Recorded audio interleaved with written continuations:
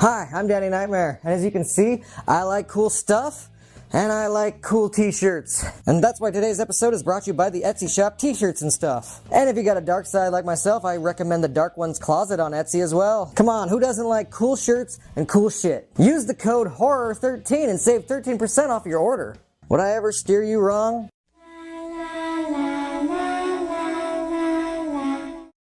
Hi, I'm Danny Knightmare, and I'm a horror addict. And tonight, we're doing Crimes of the Future by David Cronenberg.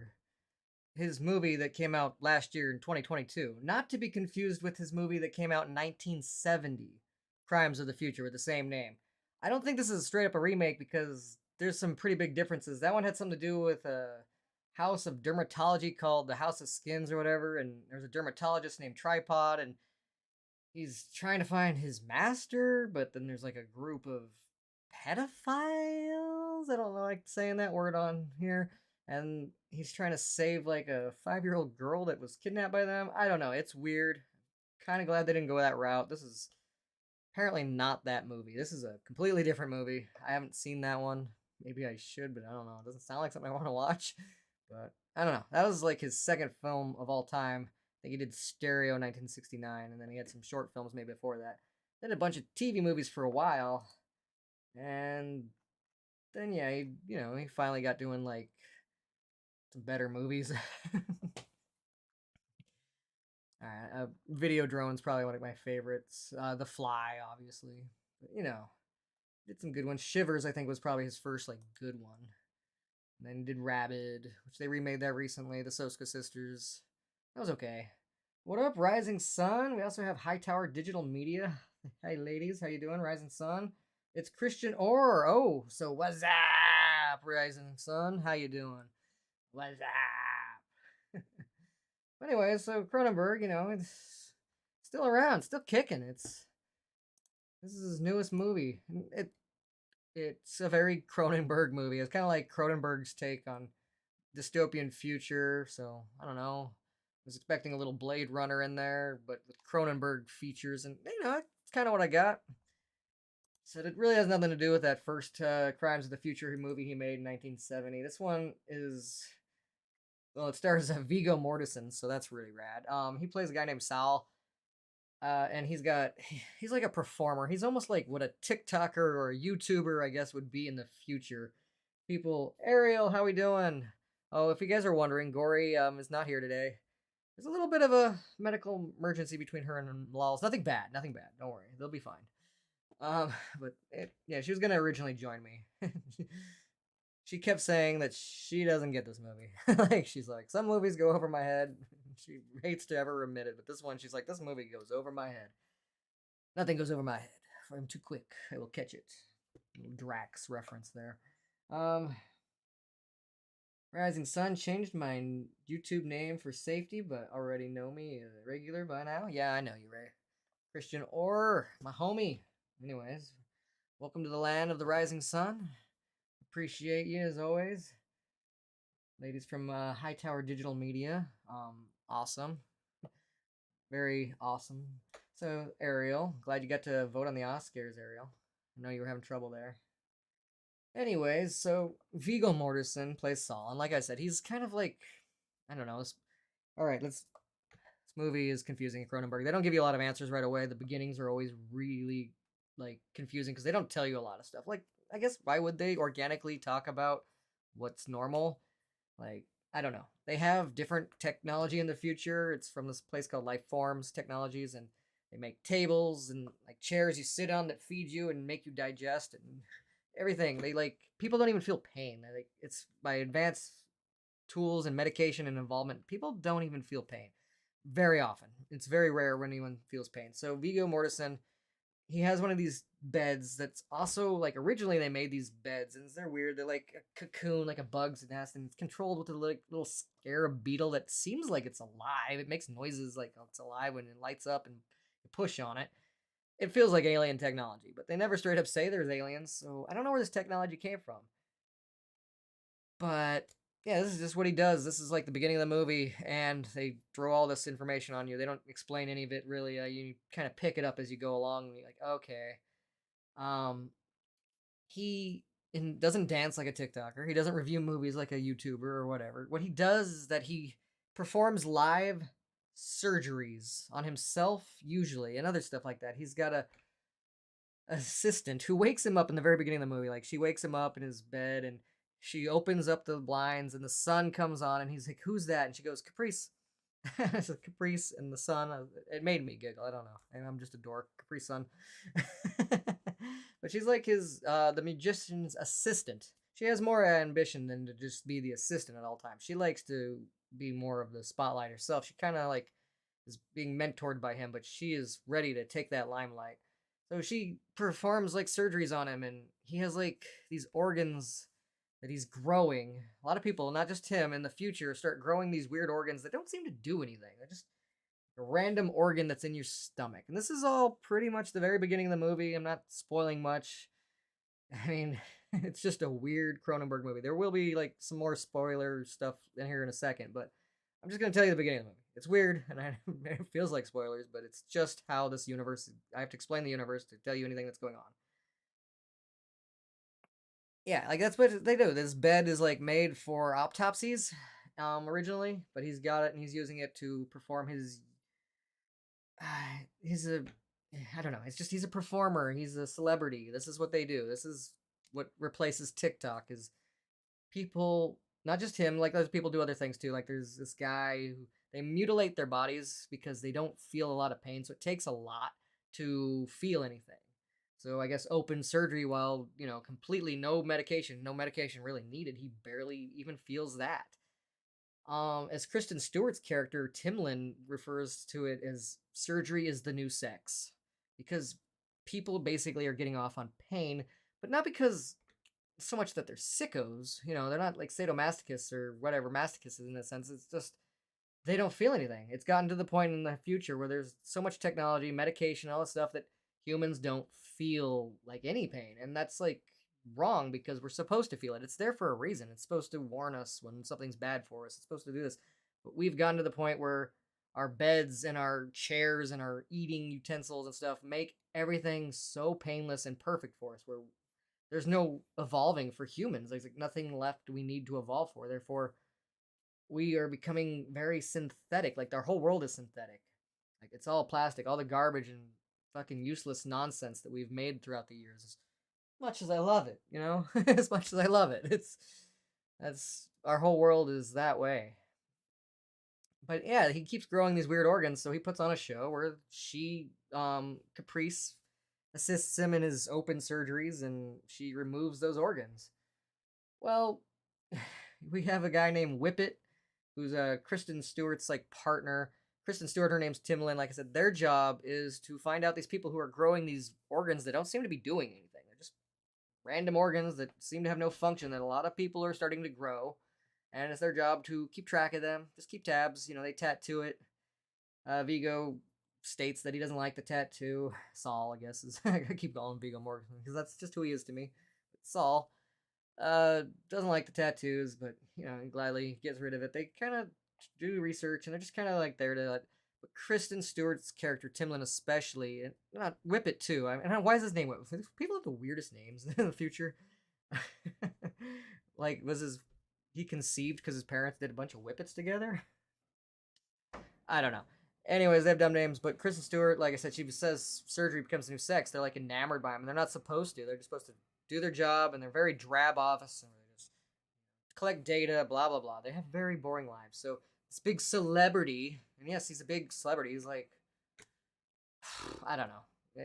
To compare him, if like we didn't have any other form of entertainment other than TikTok or whatever. I don't know what's a big TikToker's name. I guess Logan Paul's a big YouTuber, or at least he is now. He's like doing wrestling and boxing, but I don't know. He's just a big celebrity. So Kristen Stewart becomes very enamored with him, and she's like, "Oh, I wish it was you doing surgery on me and stuff." And partner Whippet, he also becomes kind of obsessed with this nonsense, and I guess that's just how people they don't feel alive. So besides March 3rd is your birthday, Ariel. Well, November 3rd is my birthday.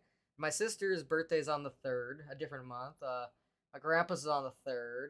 And a lot of people, my mom's on the 3rd. I'm not going to tell you which month, but yeah, there you go. Like, all different months. That's cool. I meet another person born on the 3rd. I don't know. I meet a lot of people born on the third. I'm a third myself and a third magnet for some reason. Oh, Sandy, absolute welcome. Thanks for all the thumbs ups. I appreciate that. So yeah, that's just this world. Okay, so what's the plot like other than that? That's just the world. The world is a weird, sick place. People don't feel anything, so they watch other people mutilate their bodies. Or there's a guy who like puts ears all over his bodies, and then he does some sort of TikTok dance. There you go. For entertainment, is he's a entertainer, I guess, famous. Just has a bunch of ears on his sewn into his like surgeries. People get a lot of unnecessary surgeries. He specifically does his live, like opened up, and he's like, well, yeah, take that out and yeah, feel around in there. It's weird. It's so fucking weird. But like I said, it's because they don't feel anything at all. So I guess, yeah, I mean, I can't necessarily blame them if that's the only way you can never feel alive is to have some sort of dissatisfaction, like pain or discomfort.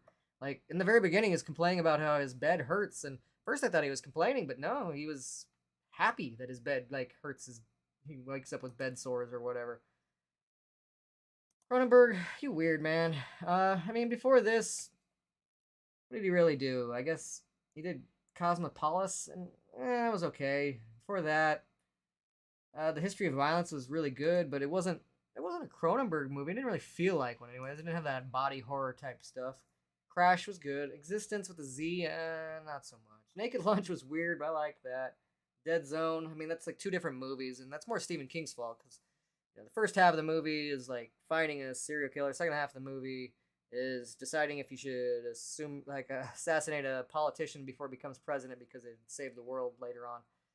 And that part was cool, but like Full Metal Jacket, like two movies. The first movie is just more interesting. So when you get onto a completely different story, it's hard to follow up that first really good story. Dead Ringers is pretty good. I'm a big David Cronenberg fan. I am. So as weird as his movies get, I have to say this is definitely not his best movie, but it's certainly not his worst either. I was pleased with it. I'm glad. And I haven't seen the original 1970s Crime of the Future, but this sounds a lot better than that one.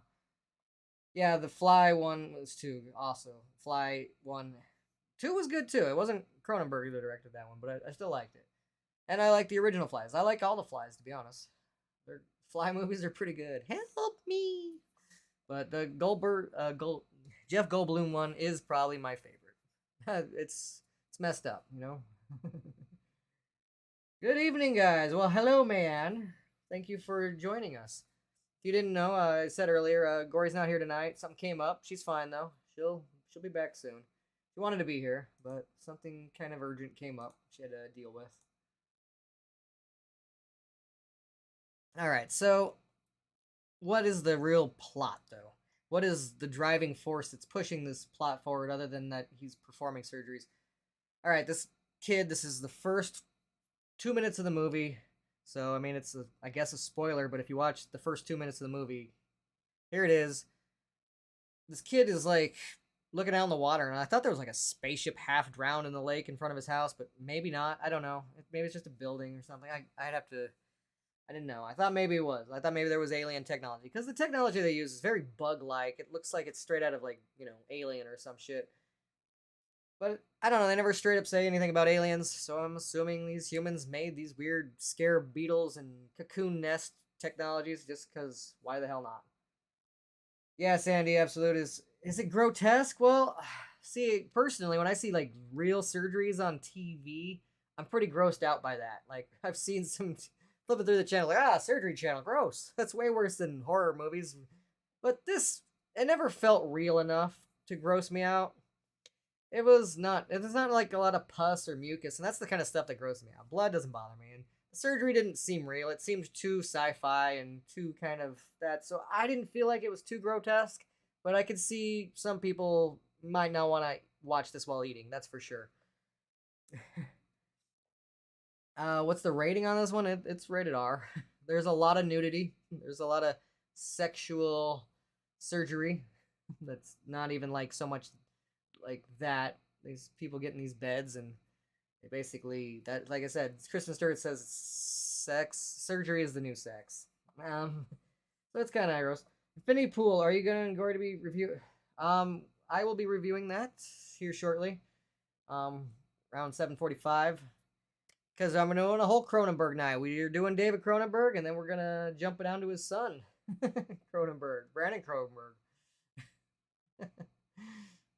Yeah, because he's got a new movie too. And you know what? The Cronenbergs have their own flavor. I'm not gonna say there's difference. Brandon Cronenberg, he doesn't do quite the same amount of body horror. It's still very body horror, but he likes to do more of the trippy mind horror mixed with some body horror. Like he holds back a little bit compared to his dad on the body horror. Like his dad goes, 10 out of 10 body horror. It's just crazy with most of his movies. Brandon Cronenberg, he goes about 6. He does about a good 6 on the scale of the body horror-esque of it, but then he throws in a good 6 or 7 on the mind horror of it all. So there's definitely, they both have like their own flavor, but they're also very similar. It's like Joe Hill and Stephen King. Like their books are similar, but they still have their own identity. Like they're not completely the same. Oh man, you watched this movie today. Well, good. I watched it yesterday. I watched both of the Cronenberg movies yesterday, so that's why I'm to go ahead and review them now. All right, so the plot here. This kid, right? In the very beginning of the movie, he's munching on a garbage can. Like just straight up, this plastic bin that's just I have a plastic bin there, but I'm not gonna grab it. But anyways, he's just eating it like it's candy. And yeah, this is like within 2 minutes of the movie, like right as the credits are still going on. His mom is disgusted by this, and she kills him with a pillow. So yeah, there's a kid that dies in this movie. Little spoiler heads up. Within the first 2 minutes of the movie. And then there's like this big thing about where she confesses to his murder, so she's locked up, but there's not much evidence. A lot of the police are even like skeptical. Did she really kill him? There's no body. There's no nothing. After one of his performances, Saul he's contacted by the father of the child, who makes him a weird offer. He talks about how like the beds used to be autopsies, and Saul's like, yeah, I definitely know that those were used for autopsies. Duh. What do you think? I'm stupid? I know that. I ain't new. What are my takes? The CGI, there is some CGI, and that's not the best CGI, but and even the practicals are like weird, like the chair that makes them eat and stuff. It looks kind of weird and dorky almost at sometimes, but I still think overall the production value of this movie is really high. The effects are overall good. I mean, it's not the best, but it's certainly especially comparing it to other Cronenberg movies. Like The Fly has way better effects, but overall it's pretty good. It's not bad. I think it's got nominated for a couple Oscars, so production value, I know like that's on there. The sets and everything, they look, like I said, they look like the dystopian future, I guess. Really run down, synthetic future. What up? We got our friend Rich from the Movie Massacre Show. How you doing, my friend? How you doing? I'd give the effects a high ranking, not the best. CGI, mid. The CGI itself is just kind of in the middle. Not like necessarily bad, but it's not mind-blowingly good either. The practical effects a little higher than normal, but not as best. Yeah, the eating chair was pretty crazy wild. They kind of, how would you want it? I wouldn't want to eat one of those because you just look too stupid. I don't care if it makes my stomach digest perfectly and makes me chew perfectly, so I don't get any upset stomach. I don't care. I'll take some Tums. I don't give a shit. I don't. Why am I? I don't want to sit in a high chair. It, like relaxes my face, or it looks so silly. I'm not saying that like movies. There's products in the world that are out there that are like that, and people buy them. So I'm not saying that it doesn't look real. It just, no, I wouldn't do them. Pretty good, man. Finally got my PC back tomorrow. Fingers crossed it works. So I'm rooting for that Movie Massacre. I always want you up and running. I want to see more of your videos. If you guys are not subscribed to the Movie Massacre Show, I recommend you do. He's animated, crude, very crude pumpkin, but awesome. Does a lot of roasting on Wild Eye movies and whatnot, but he does some movies I like too. So, I mean, that's the same way. Overall, I'm gonna say Crimes of the Future is pretty good. Anyways, back to the plot. Hey, there's my wife. The movie made me never want to eat again. Yeah, you might not want to eat while you watch this movie, and it's just because This kid, like I said, he digests plastic. That's kind of weird. That's kind of crazy. His dad approaches Saul and says, "For one of your next shows, would you do an autopsy on my son?" Now, I was afraid that this movie might sexualize an autopsy of a 9-year-old boy or whatever. It didn't, thankfully. He goes through an undercover cop and basically gets all the right strings pulled to make this legal so he can get away with it. Because even though those surgery is kind of underground, it's, pushing it. But an autopsy on a child might not. But the, evidence for the mom killing him because she doesn't believe her son's human or whatever for whatever reason. And the dad just wants to kind of get the truth out there. So that's the whole point of this movie. I'm not going to tell you exactly what they find and what's going on, but that is the plot. To possibly do an autopsy on a child who supposedly eats plastic.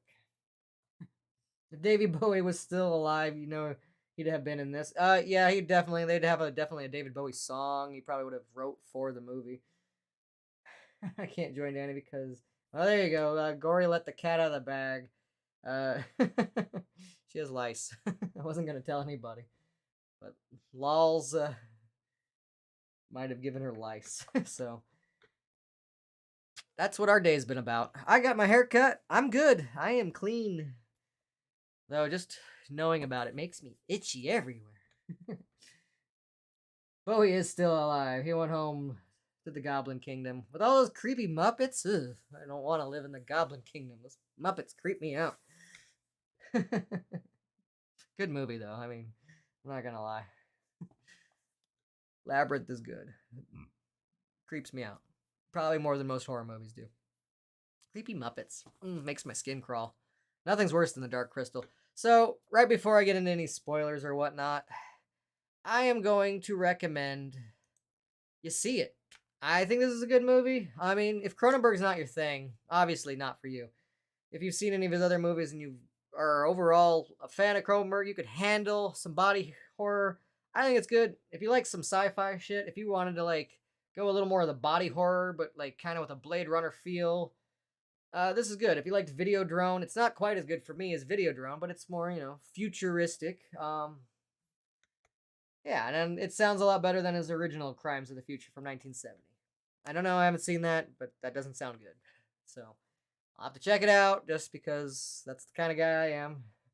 But I would say you should see this movie if you have any curiosity towards it. If what I've explained to you sounds like not for you, then it probably isn't. It's not going to be for everybody. Cronenberg is his own weird flavor. Not everybody can properly digest Cronenberg. We don't have those chairs just yet. So, maybe they'd make in the future those chairs that they use in Clockwork Orange mixed with the digesting ones of this movie, and then maybe Cronenberg will be for everybody. But right now, no. In fact, yeah, I've given you enough about the plot. I'm not gonna even spoil anything about what they find or whatever. Like I said, they didn't sexualize the dead child, and that was a thing I was really afraid of. So I'm glad they didn't. You still see more than you needed to see, that's for sure. For some reason, Vigo, not everybody's dropping. Gory wanted Vigo to drop dong. There's a lot of female nudity, not so much male nudity in this. You see some ass for people that are into that. You see a little more than you need to with some people and some scenes, but overall, I think it's pretty good. Out of Cronenberg, I give it Rabbit Out of the Fly. Somewhere in between Rabid, a little better than the original Rabid, but not nearly good as The Fly. And not as good as Videodrome either. So, those are my words for it. I will be back in about 15 minutes, and we will venture to Turkey. This one's in the future, where the next movie takes place in Turkey, and people don't ever go to Turkey. I'm sorry. Have you not seen Midnight Express? Oh, Billy. I mean, it's not a place you should go. They don't even have turkeys there, so don't even think you're going to get a good sandwich or anything, man. All right, we'll be back with Infinity Pool by Brandon Cronenberg in about 15 minutes. I say, check out Crimes of the Future. If you like sci-fi horror, if you like some body horror, this is your thing. If not, well, it's not for everyone. Alright, guys. Thanks for watching. I'll be back in about 15 minutes with Infinity Pool. Cut!